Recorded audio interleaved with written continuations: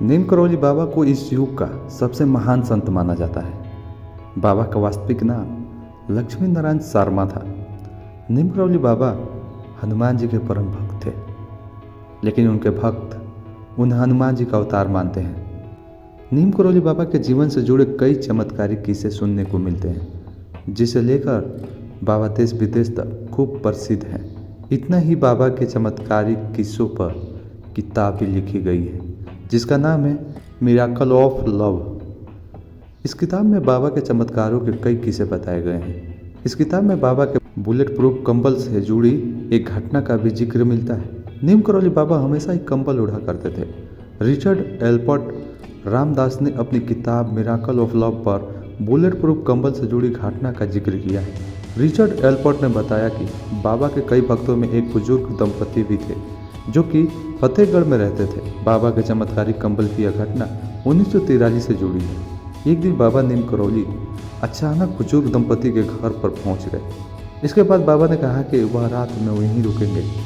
बाबा की बात सुनकर बुजुर्ग दंपति भक्त को बहुत खुशी हुई, लेकिन बुजुर्ग दंपति गरीब थे और वे सोचने लगे कि अगर बाबा रुके तो सत्कार और सेवा के लिए उनके पास कुछ नहीं है।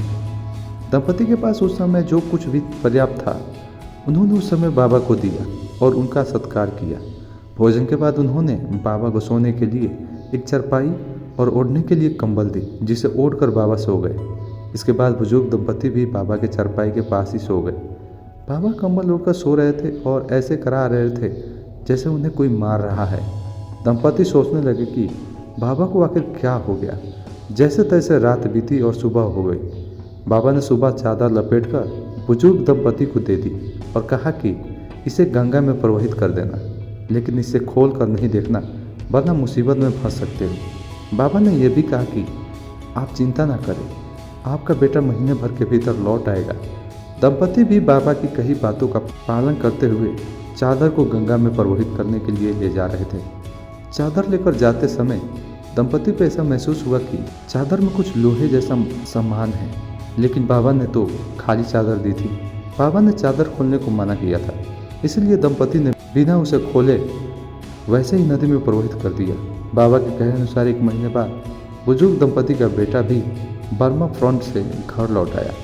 यह दंपति का इकलौता बेटा था, जो कि ब्रिटिश फौज में सैनिक था और दूसरे विश्व युद्ध के समय बर्मा फ्रंट पर तैनात था।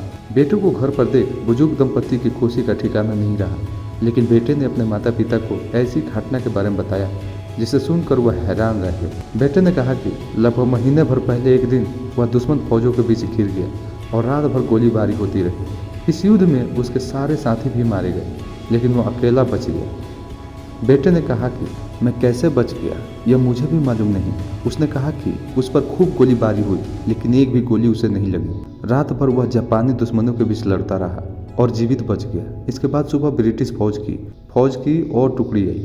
दरअसल यह वही रात थी जिस रात नीम करौली बाबा बुजुर्ग दंपति के घर आए और रुके थे।